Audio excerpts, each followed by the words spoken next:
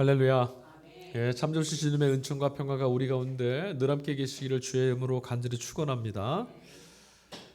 사람은 누구나 다를 바 없는데요. 위기의 순간에 이르게 될 때 비로소 자신이 그동안 무엇을 믿고 또 무엇을 의지하며 살아왔는지를 드러내곤 합니다.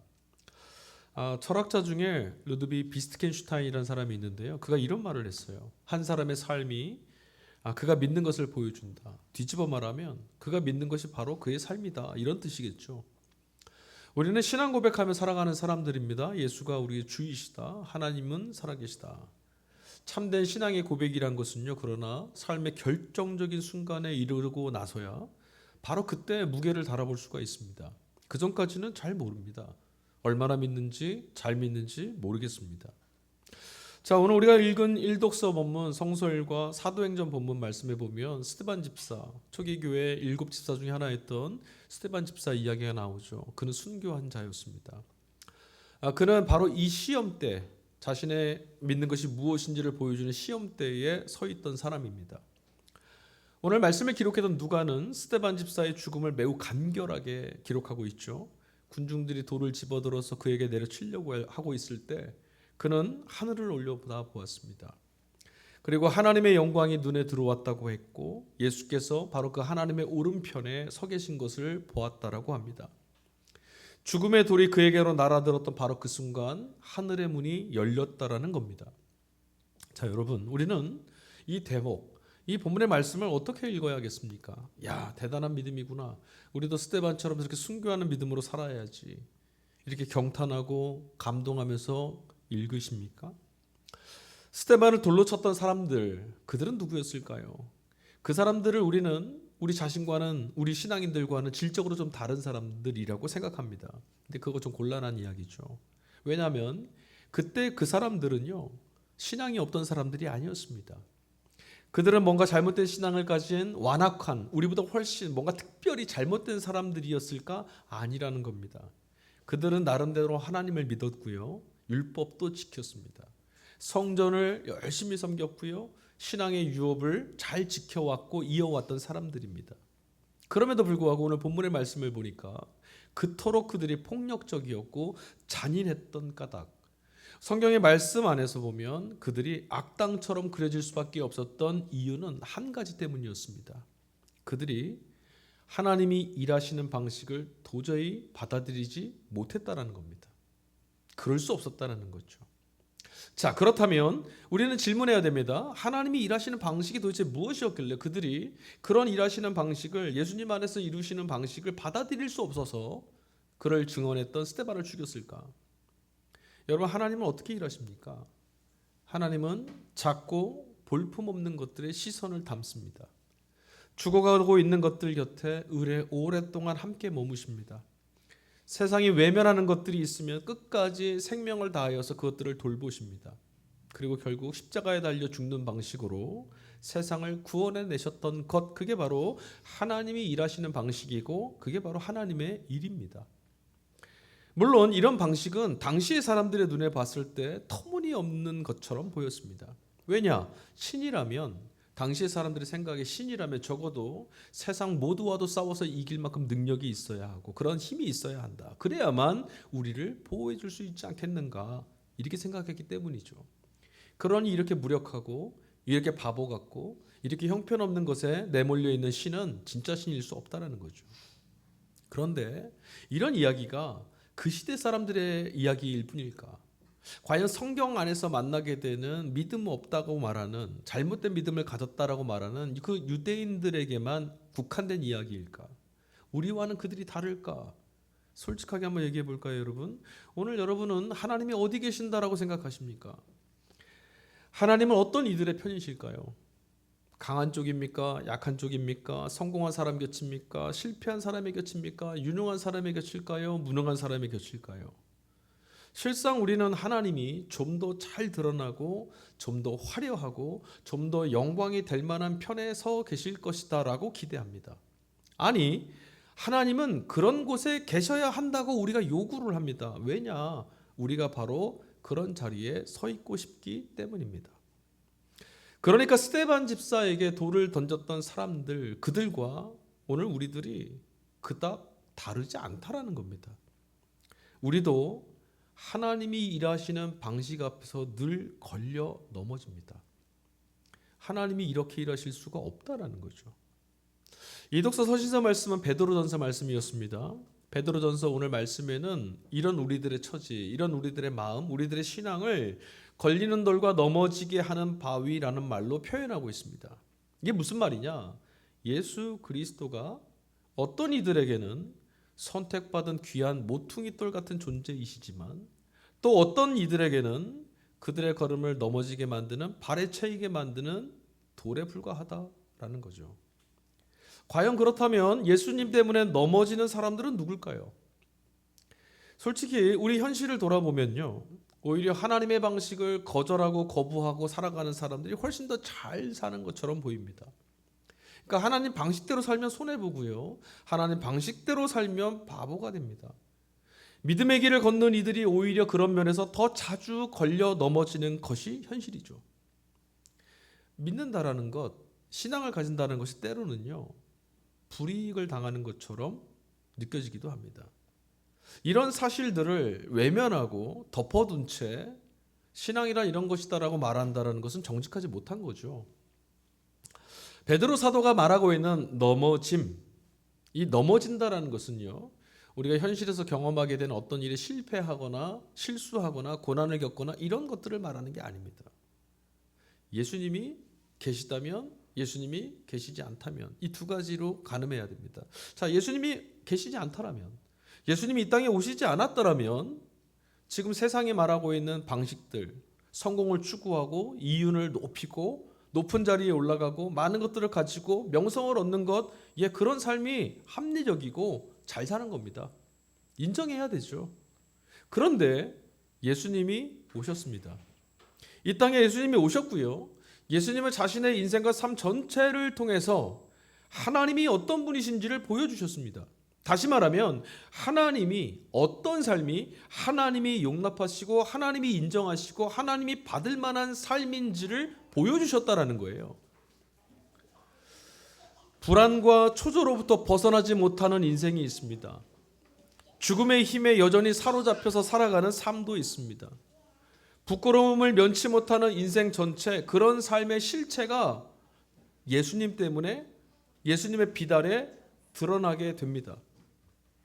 다시 말하면 넘어진다라는 것은요, 심판의 날, 저 먼 미래에 운명의 날에 선고를 받는다, 하나님께 삶과 죽음, 지옥과 천국에 대한 선고를 받는다, 이런 운명을 말하는 것이 아니라 오늘 성공이란 이름으로 감추어져 있으나, 오늘 잘 사는 것이라고 하는 어떤 것들로 치장되어 있으나 예수님에 의해서 드러나게 된, 이미 지금 경험하고 있는 삶의 실체, 하나님이 보실 때 과연 이 삶이 인정받을 만한 것이냐, 하나님이 용납하실 만한 삶이냐 아니냐, 이것이 드러나게 됐다는 거죠. 그렇다면 여러분, 믿음으로 걸어가고 있는 오늘 우리들은 이 넘어짐, 하나님이 받을 만하신 삶과 세상이 인정할 만한 삶, 이 두 가지 기로 안에서 과연 자유로울 수 있겠습니까? 우리 다 그렇지 않습니다. 예수님의 제자들도 이미 그 길에서 걸려 넘어졌습니다. 그들은 예수님과 함께 걸었고 예수님의 말씀을 들었으며 예수님이 행하시는 기적을 보았습니다. 그러나 여전히 그들은 넘어짐의 언저리에 서 있었을 뿐이었습니다. 예수님을 통해서 보게 됐던 하나님의 방식이 도무지 맞듣지 않았습니다. 황제라고 하는 살아있는 신으로 군림하고 있던 황제가 살던 그 시대에 예수님이 보여주셨던 하나님의 방식은 그들에게 설득력이 없었습니다. 그리고 그 길을 따라가는 것이 망하는 것처럼 보였고, 이렇게 살다가 끝나는 건 아닐까 불안했고 두려웠고 무서웠습니다. 자, 복음서 말씀으로 건너가겠습니다. 삼독서 오늘 말씀은 요한복음 14장 말씀입니다. 우리가 너무나 많이 익히 알고 있고 많이 암송하고 읽는 말씀이죠. 오늘 요한복음 14장 말씀에 보면 예수님의 제자였던 도마, 그의 입을 통해서 이 불안함에 떨어져 있는 저와 여러분의 실체, 이 믿음의 길에서 불안을 느끼고 있는 저와 여러분의 실상을 보여줍니다. 도마가 이렇게 예수님께 물었습니다. 주님, 어디로 가시는지 우리가 도무지 알지 못하는데 그 길을 어떻게 알겠습니까? 지금 예수님이 어디로 가시는지 우리 모릅니다. 그런데 그 길을 어떻게 알겠습니까? 여러분, 이 물음은요, 지금 예수님이 어디쯤 어떤 공간이나 어떤 방향으로 향하시는지 모르겠습니다. 그거 묻는 게 아닙니다. 지금 그 도마의 질문은 이거예요. 당신이 지금 떠나신다면 우리가 어떻게 합니까? 막연하고 아무것도 보이지 않는 이 길을 우리끼리 어떻게 갈 수 있겠단 말입니까? 실존에서 터져나오는 호소였습니다.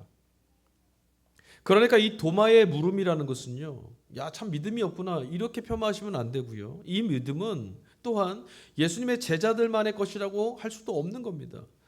그의 물음은 모든 시대에 적어도 믿음의 길 위에서 살겠노라고 결단하며 그 길을 걷고 있는 그 길 위에 선 사람들이라면 누구라도 품는 물음입니다. 어쩌면 저와 여러분들의 질문이기도 합니다.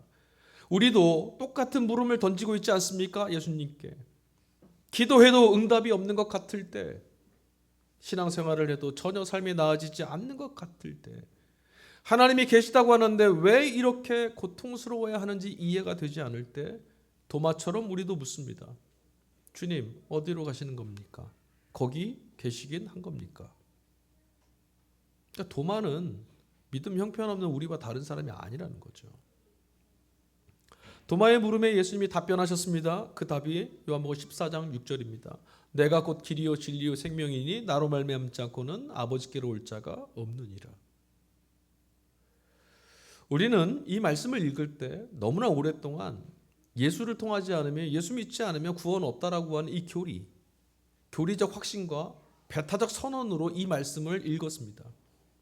그런데 여러분, 예수님이 이 말씀을 하셨을 때 이 말씀을 하신 맥락을 좀 주의 깊게 읽어보십시오. 예수님이 어떤 상황에 어떤 형편에 처한 이들에게 이 말씀을 하셨습니까? 예수님은 지금 겁에 질려 있고 불안과 초조함에 내몰려 있는 제자들에게, 앞이 보이지 않아서 무서운 사람들에게 한 걸음 더 걸어갈 수 없어서, 자신이 없어서 도대체 어찌 걸어야 가야 되냐고 묻는 이들에게 이 말씀을 해주셨습니다. 믿음으로 산다라는 것이 너무 두렵습니다라고 묻는 이들에게 이 말씀하셨습니다. 예수 믿고 사는 게 불안합니다라고 하는 이들에게 이 말씀하신 겁니다. 그러니까 주님 말씀은 이거죠. 신앙 밖에 있는 이들을 구원해서 배제하려고 이 말씀을 하신 게 아니라 두려워 불안해서 눈물 짓는 이들에게 하나님께서 주시는 안심과 평화와 위로를 건네는 선언이 바로 요한복음 14장 6절이었던 거예요. 내가 길이고 내가 진리고 내가 생명이야. 무슨 말이냐? 길을 알지 못해서 두렵니? 내가 길이 되어줄게. 나를 따라오면 되는 거야. 무엇이 진실인지, 무엇이 사실인지, 무엇이 어떻게 될지 알지 못해서 흔들리고 있느냐? 내가 진리니까 나만 믿으면 돼. 너희가 살아갈 이유를 잃어버렸느냐? 생명이 보이지 않고 죽음만 보이느냐? 나와 함께 있으면 된다. 내가 곧 생명이다. 내가 너희의 곁에 있어 주마. 다시 읽어보십시오. 요한복음 14장 6절을 다시 읽으실 때 세상을 향해서 던지시는 예수님의 위로의 말씀이 들리십니까? 오늘 믿음의 길 위에서 비틀비틀거리는 저와 여러분의 걸음 가운데 주어진 주님의 따뜻한 위로가 느껴지시냐는 거죠. 자, 곧이어 7절 말씀이 이어지는데 그 말씀이 오늘 본문의 핵심입니다. 너희가 나를 알았더라면 내 아버지도 알았을 것이다. 이제 너희는 내 아버지를 알고 있으며 그분을 이미 보았다. 예수님이 말씀하셨습니다. 너희가 나를 알고 있다. 너희가 나를 알고 있다면 이미 하나님을 본 것이다. 이미 하나님을 보았다. 근데 우리는 왜 불안하냐면 하나님이 보이지 않아서입니다. 예수님을 아는 것이 곧 하나님을 아는 것이다라고 예수님 말씀하셨습니다. 이 말씀은 예수님이 단순히 하나님을 대신하는 대리자라는 걸 말하는 게 아니라는 거죠.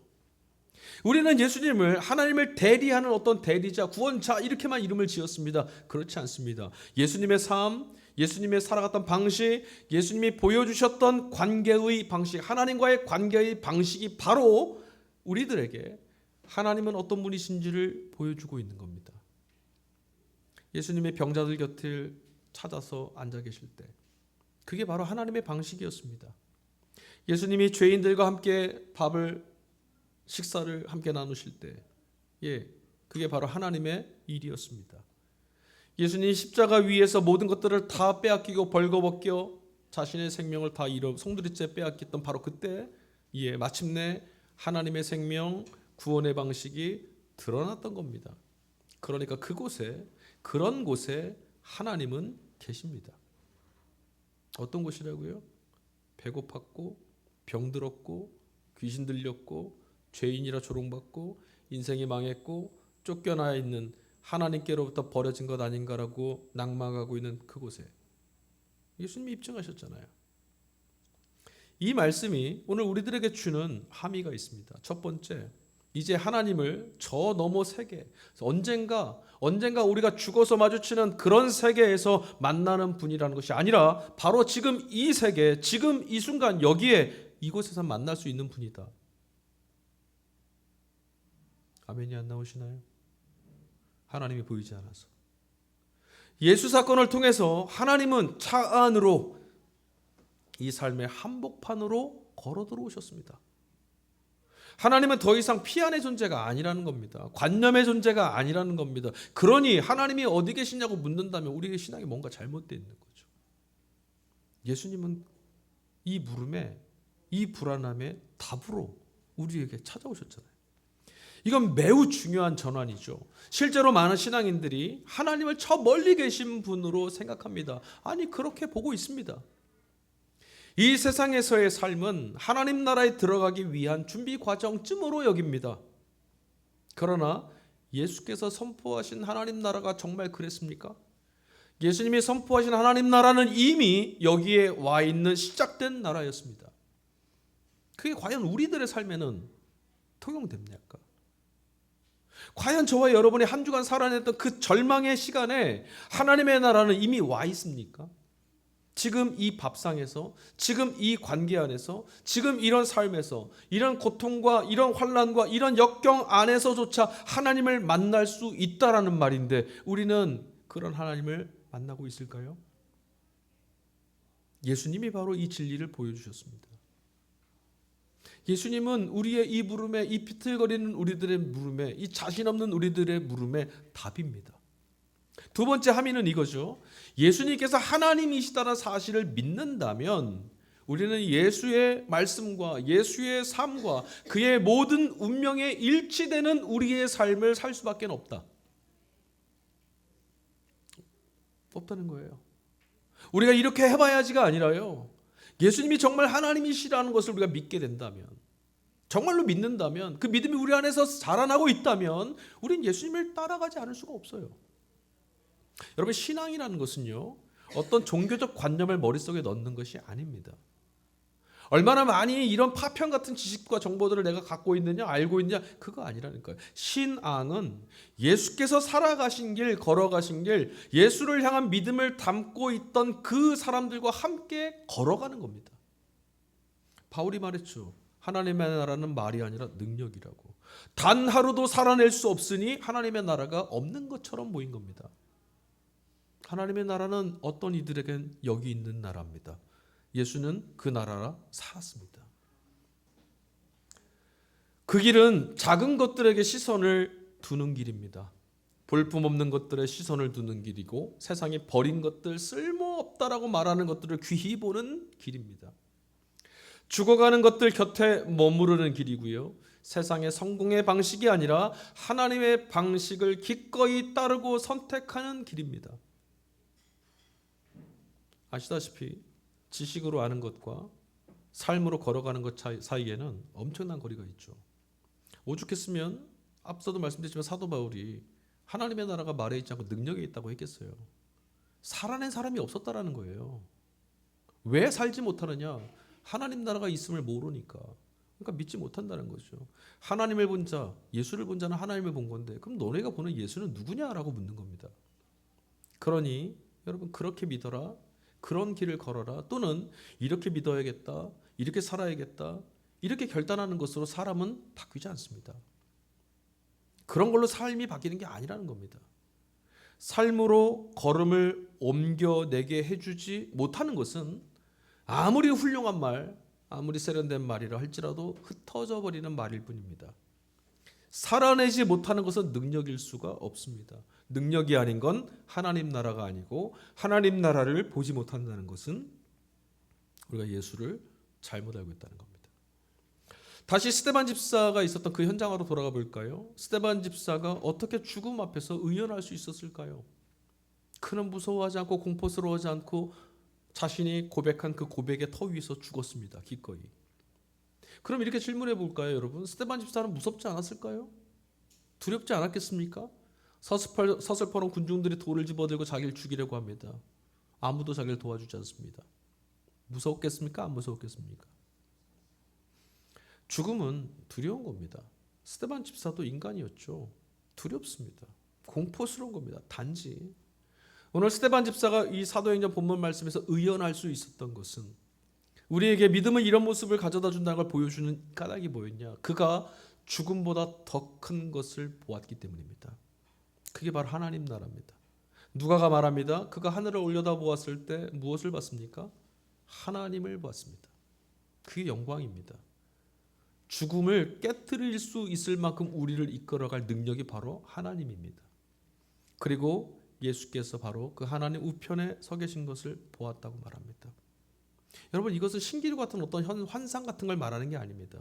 마침내 현실을 꿰뚫어 볼 수 있는 다른 눈이 스데반에게 열렸다. 죽음이 마지막이 아니라는 것을, 그 순간이 전부가 아니라는 것을, 하나님이 이 죽음조차도 붙들고 계시다라는 것을 보게 됐다라는 거죠. 보았다라는 말은 깨달았다라는 말이고, 심층의 세계 하나님 나라를 마주하게 됐다라는 의미입니다. 여러분들은 그런 나라를 경험했습니까? 스데반의 그 경험을 시편 기자는, 응송이었던 시편의 시편 기자는 이런 식으로 고백합니다. 시편 31편 16절. 주님의 환한 얼굴을 주님의 그 얼굴로 주님의 종을 비추소서. 주님의 얼굴을 나에게로 비추소서. 시편 기자의 소원이었고, 시편 기자의 간구였고, 시편 기자의 기도였습니다. 오늘 우리는 이 기도가 그렇게 간절할까요? 하나님의 구원으로, 하나님의 반석으로, 하나님의 생명으로 경험한 사람은 하나밖에는 구할 수 없게 되는 겁니다. 주님의 얼굴을 내게 비추소서. 주님이면 충분하니까요. 아니, 다른 것들은 생명이 아니니까요. 우리의 기도에 채워져 있는 것들을 가만히 돌아보시길 바랍니다. 그것들은 과연 우리의 생명을 돕는 겁니까? 그럼 우리는 무엇을 믿고 있는 겁니까? 주님을 경험한 그 경험만 있다면 두렵지 않습니다. 하나님의 나라가 이미 임하였다는 예수 말씀이 사실이구나, 이것이 깨달아지면 두렵지 않습니다. 막막한 현실과 현실의 문제가 사라지는 것은 아니지만 답이 보이지 않던 그 현실 속에서 하나님의 얼굴을 들여다볼 수 있다는 것, 이것이 바로 기독교 신앙의 본질입니다. 그런 사람들은 다르다는 거죠. 그런 사람들은 이렇게 살 수 있다라는 겁니다. 베드로 사도는 이런 경험을 오늘 서신서에서 뭐라고 말하느냐? 신령한 젖을 먹은 어린아이처럼 주의 인자하심을 맛보아 안 사람들이라고 표현합니다. 여러분들은 주님의 인자하심을 맛보셨습니까? 맛보아서 내가 어떤 형편과 상황에 떨어져 있더라도 주의 인자하심이 이렇게 있는 삶이다라고 실감하십니까? 맛본다라는 말은 지적으로 동의한다는 말이 결코 아닙니다. 맛은 몸으로 경험하는 것. 하나님의 구원을 맛보아 안 사람은 이론으로 신앙을 갖고 있는 사람이 아니라 삶 속에서 하나님을 경험한 사람입니다. 그렇다면 어떻게 하면 우리는 하나님을 맛보아 알 수 있을까요? 내 인생의 삶에 하나님의 영광이, 하나님의 얼굴이 비추어지는 것을 어떻게 경험할 수 있습니까? 어떻게 해야 스데반 집사처럼 죽음보다 더 큰 능력을, 죽음보다 더 큰 영광을 볼 수 있습니까? 이게 우리 기독교 신앙, 우리 신앙함의 목적이 아니겠어요? 여기서 신앙생활 열심히 그렇게 길을 쓰고 하는 이유가 뭡니까? 이거 경험하려고 하는 거 아니겠습니까? 어떻게 해야 도마처럼, 예수님과 함께 하였으면서도 결국 걸려 넘어졌던 도마처럼 실족하지 않고 예수님의 길을 걸어갈 수 있겠습니까? 오늘 성서일과 본문들 말씀들은 하나의 답으로 수렴하고 있습니다. 그건 다름 아니라 기독교 신앙의 가장 중심에 있는, 신앙을 신앙으로, 성도를 성도로, 교회가 교회답게 할 수 있는 능력의 근원을 우리에게 말합니다. 바로 성령입니다. 스데반 집사가 하늘을 올려다 보았을 때 그가 하늘이 열린 것을 보았던 것은 그의 의지가, 그의 결단이, 그의 확신이 강해서가 아닙니다.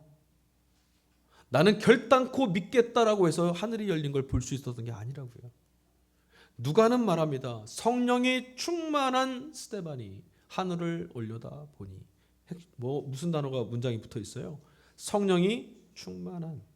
다시 말하면 스데반 집사가 하늘이 열려 있음을, 지금까지 닫혀 있던 하늘, 지금까지 아무것도 없는 하늘인 줄 알았는데 하나님이 여기 계시는구나, 이걸 볼 수 있는 눈이 열렸던 것은 바로 성령이 그의 눈을 열었기 때문이라는 거예요. 성령이 그를 그 사건으로 이끌어 가셨어요. 주도권이 누구에게 있느냐? 성령께 있습니다. 우리가 하나님을 경험하고 하나님을 맛보아 알고 그분의 얼굴을 보는 것, 그 영광을 보는 것은 결코 우리의 노력이나 의지의 결과물과 산물이 될 수 없습니다. 그래서 절대적인 하나님의 은총이라고 말하는 겁니다. 성령은 하나님입니다.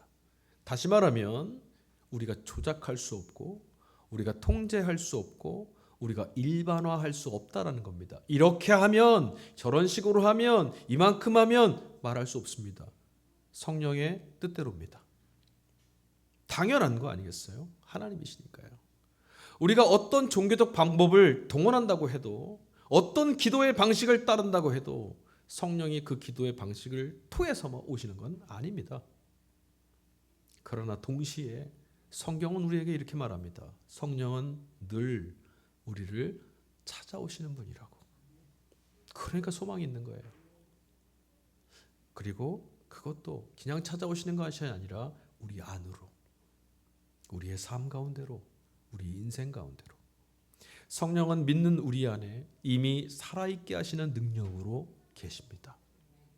우리가 미처 이 사실을 충분히 의식하지 못하는 때에도, 아니 의심 가운데 떨어져 있을 때도, 비틀거리고 있을 때도, 도마처럼 길을 알지 못해서 두려워서 염려하고 있을 때도, 그때도 성령은 당신의 사람들 안에 함께 계십니다.